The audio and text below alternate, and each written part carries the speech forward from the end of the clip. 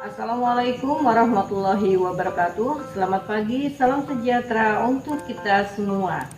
Nah anak-anak, kita belajar hari ini tentang tema 1, subtema 1, pembelajaran 4. Sebelum kita belajar, silakan kalian siapkan dulu buku dan alat tulisnya. Dan tidak lupa kita berdoa bersama. Berdoa dimulai. Selesai. Ya anak-anak, kita mulai belajarnya, yaitu tema 1, subtema 1, pembelajaran 4 ya.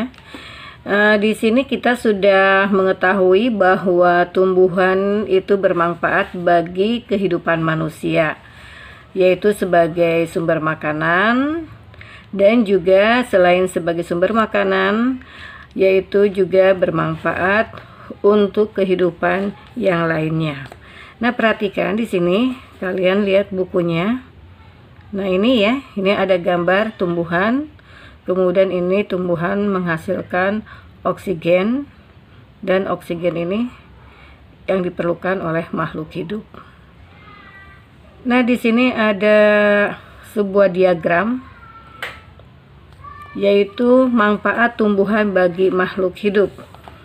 Di sini ada tumbuhan. Yang pertama adalah sebagai perangkat zat-zat pencemar dan limbah industri ya. Kemudian juga tumbuhan ini sebagai tempat perkembangbiakan hewan. Kemudian di sini ada tumbuhan penghasil oksigen atau O2 dan mengurangi karbon dioksida. Kemudian juga ada tempat hidup tanaman dan hewan lainnya, atau juga tumbuhan sebagai produsen atau pembuat makanan. Dan manfaat tumbuhan bagi kehidupan makhluk hidup antara lain yaitu tumbuhan sebagai penghasil oksigen O2, kemudian juga sebagai produsen ya, atau penghasil makanan, kemudian sebagai pelindung dari erosi dan abrasi, juga tumbuhan sebagai tempat perkembangbiakan bagi rumah bagi hewan. Nah, di sini ada tumbuhan berkembang biak untuk menjaga kelestarian jenisnya sebagai sumber kehidupan bagi makhluk hidup lainnya. Nah, oleh karena itu manusia memiliki peran untuk melestarikan tumbuhan.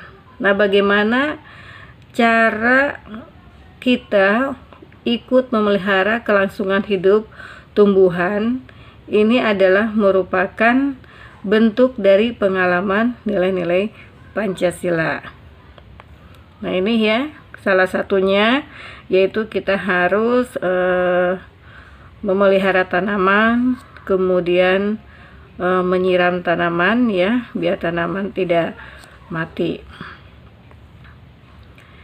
Nah, di sini ada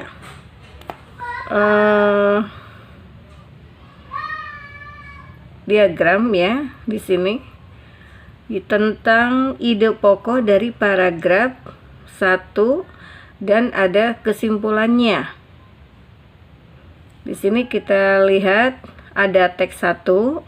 Perhatikan di buku kalian semua, yaitu paragraf pertamanya, jagung merupakan salah satu tanaman yang dijadikan bahan makanan pokok di berbagai daerah juga di Indonesia. Contohnya penduduk Pulau Madura menjadikan jagung sebagai makanan pokok.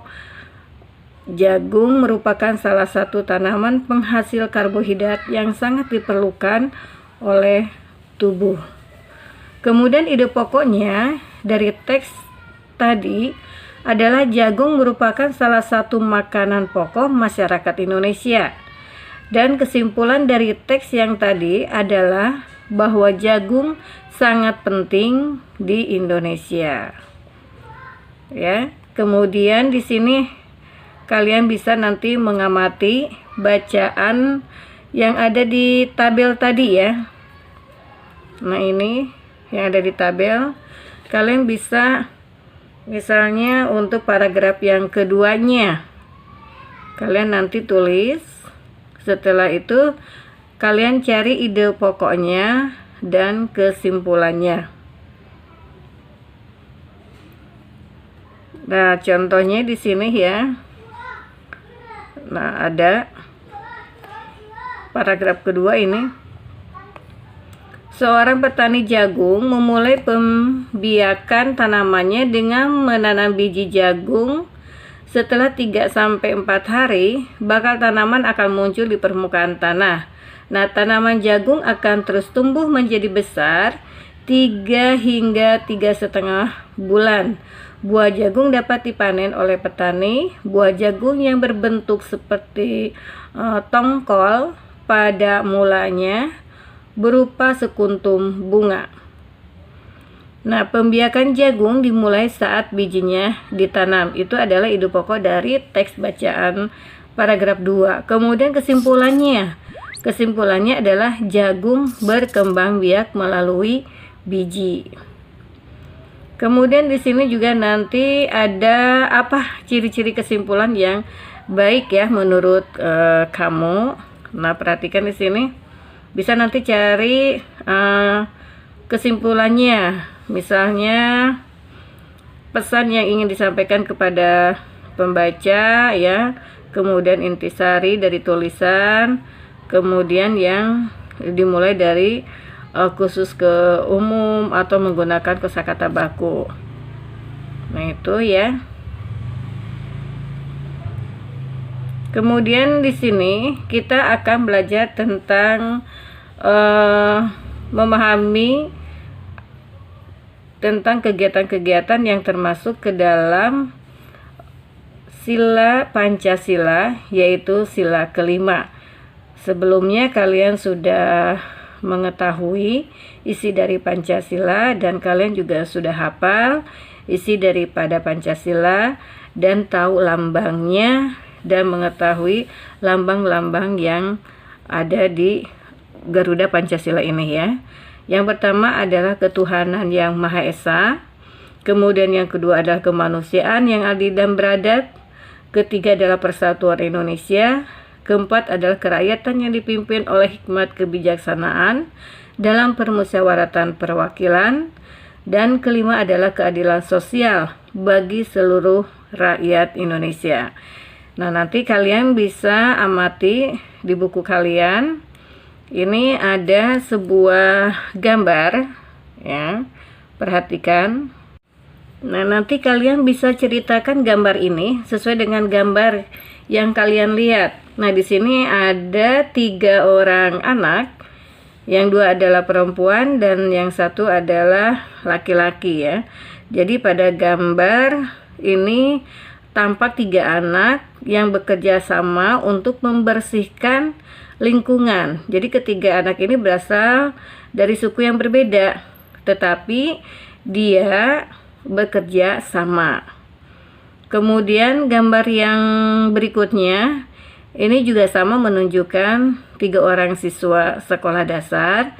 Mereka dari 2 siswa laki-laki dan seorang siswa perempuan. Nah, ketiganya ini sedang bermusyawarah, yaitu saling mendengarkan pendapat masing-masing anggotanya. Kemudian musyawarah sendiri adalah salah satu pengalaman dari sila Pancasila, yaitu mengutamakan persatuan dalam bermusyawarah merupakan bentuk pengamalan sila ketiga dari Pancasila. Nah, jadi nilai-nilai Pancasila dari sila sesuai dengan gambar ini bisa kalian lihat ya. Jadi yaitu sila ketiga, yaitu persatuan Indonesia. Nah, nanti setelah kalian ceritakan gambar tersebut, baru kalian bisa menyimpulkan gambar tersebut ya. Misalnya, jadi gambar tersebut itu sesuai dengan sila ketiga.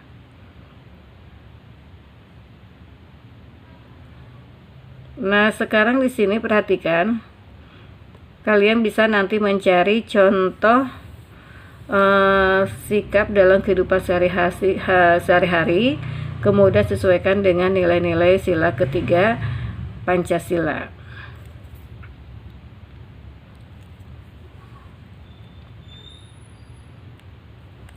Karena dengan kerjasama kita dapat memberikan manfaat bagi kita ya.